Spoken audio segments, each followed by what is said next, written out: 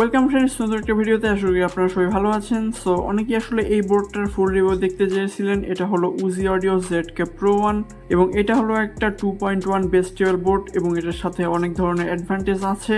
যেমন এখানে দেখতে পাচ্ছেন এখানে হলো ডিফারেন্সিয়াল আউটপুট মানে ব্যালেন্স আউটপুটের অপশন দেওয়া আছে। তাই বলতে গেলে এই বোর্ডটা কিন্তু অন্য ধরনের বেস টেবিল বোর্ড থেকে অনেকটাই আলাদা।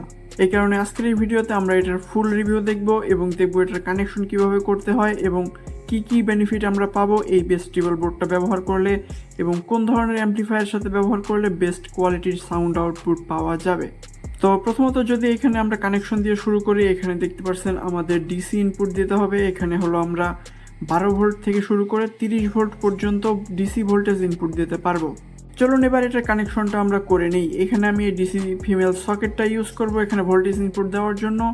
আর এখানে কিন্তু আমরা দেখা যায় ব্যাটারি থেকে বা এসএমপিএস থেকে ভোল্টেজ দিতে পারবো এবং এই বেস টেবিল বোর্ডটা চালানোর জন্য আমাদের 12 ভোল্টের কোনো দরকার নেই, জাস্ট প্লাস মাইনাস যে কোনো ভোল্টেজ হলেই চলবে। আর এইটা হলো সব থেকে বড় ডিফারেন্স অন্য বেস টেবিল বোর্ড থেকে। অন্য বেস টেবিল বোর্ডে দেখা যায় 12-0-12 ট্রান্সফরমারের দরকার হয়, বাট এইটাই আসলে ওরকম ধরনের কোনো সমস্যা নেই। এখানে দেখতে পাচ্ছেন আমাদের কানেকশন কিন্তু কমপ্লিট হয়ে গেছে পাওয়ার সেকশনের। এবার এখানে আমাদের 12 ভোল্ট ইনপুট দিতে হবে বা 12 ভোল্ট থেকে একটু বেশি ভোল্টেজও আমরা ইনপুট দিতে পারবো। এবং আমাদের যে 12 ভোল্টের এখানে একটা রেগুলেটর আইসি দেখতে পাচ্ছেন, এইটার পাওয়ারই আমরা এইখান থেকে আউটপুট নিতে পারবো। তার মানে এখান থেকে আমরা 12 ভোল্ট আউটপুট পাবো। এবার যদি আমরা এটার আউটপুটের কানেকশনগুলো দেখি তাহলে এখানে দেখতে পাচ্ছেন বেশ অনেকগুলো কানেকশন দেওয়া আছে।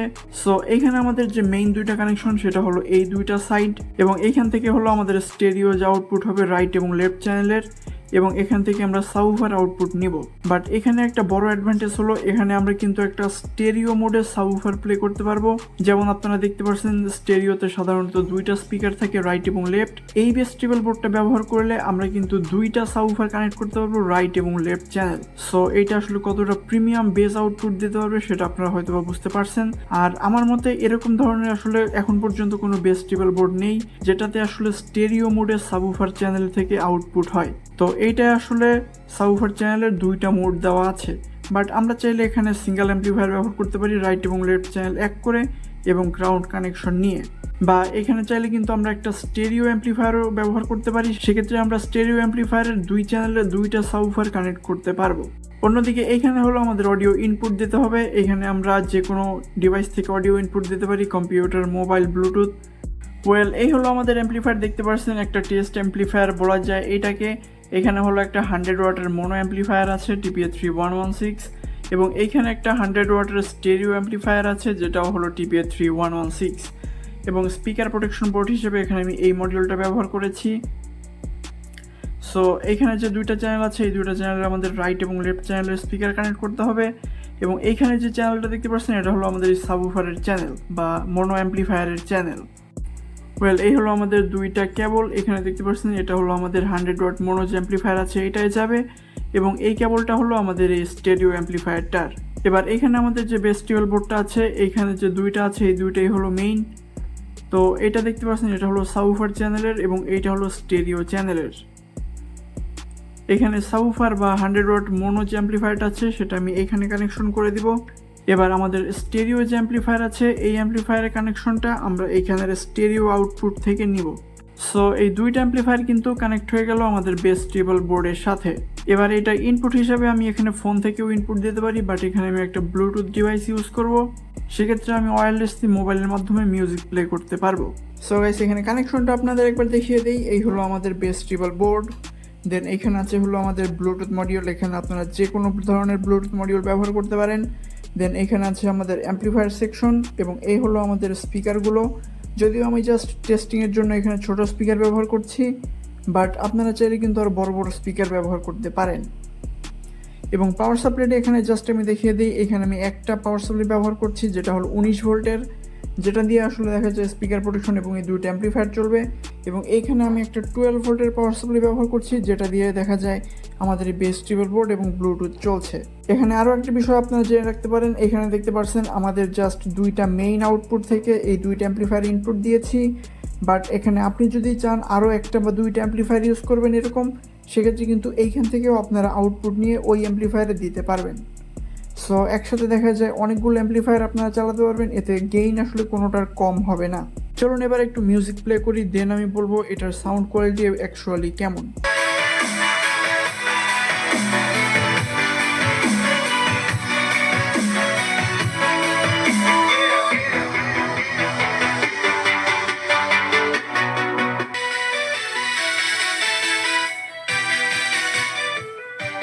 এই বেস্টিবল বোর্ডের ট্রিবলের পরিমাণ কিন্তু বেশ ভালোই দেওয়া আছে, সো মিউজিক শুনতে আসলে বেশ ক্রিস্প মনে হবে।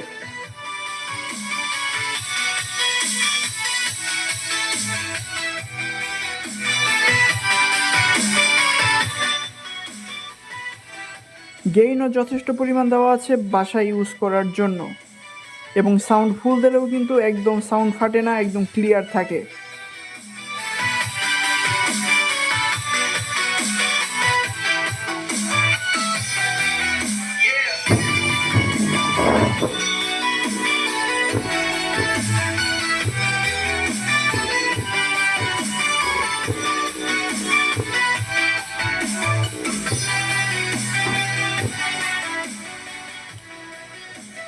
অ্যাম্পলিফায়ারের ইনপুট ভোল্টেজ আমি মাত্র 13তে সেট করেছি, তাতেই দেখতে পাচ্ছেন সাবউফার আসলে কি পরিমাণে মুভ করছে।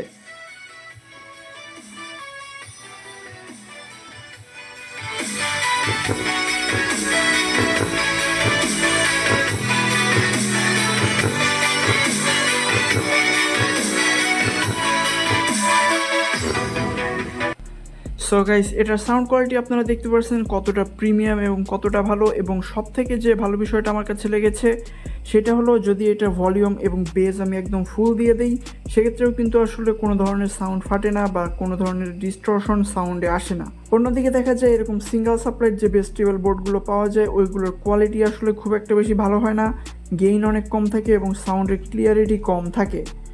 বাট এইটা কিন্তু একদমই ইউনিক, এটা সিঙ্গেল পাওয়ার সাপ্লাই হওয়ার পরেও কিন্তু এটা গেইন খুবই ভালো আছে, বাসায় ইউজ করার জন্য একদমই পারফেক্ট।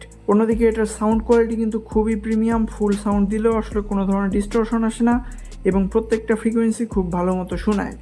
এবার যদি বলি এটা কাদের জন্য ভালো হবে, যারা দেখা যায় স্পেশালি বাসায় ইউজ করবেন এবং সব থেকে ভালো প্রিমিয়াম সাউন্ড কোয়ালিটি চান তাদের জন্য আসলে এই অ্যাম্পলিফায়ারটা। কিন্তু যাদের প্ল্যান আছে বাইরে ইউজ করবেন বা আউটডোরে ইউজ করবেন এবং অনেক জোরে সাউন্ড যাবেন সেক্ষেত্রে আসলে তাদের জন্য এই বেস্টিবল বোর্ডটা না।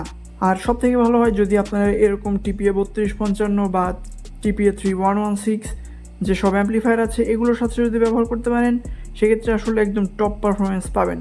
অন্যদিকে আসলে নয়েজ বা হামিং এরকম ধরনের কোনো সমস্যা একদমই নেই এই বোর্ডে। সো যারা এটা কিনতে চান তাহলে ভোল্টেক থেকে কিনতে পারেন, এটা কেনার লিঙ্ক কমেন্ট বক্সে এবং ডেসক্রিপশন বক্সে দেওয়া আছে। দেখা হবে নেক্সট কোনো ভিডিওতে, টিল দেন টেক কেয়ার।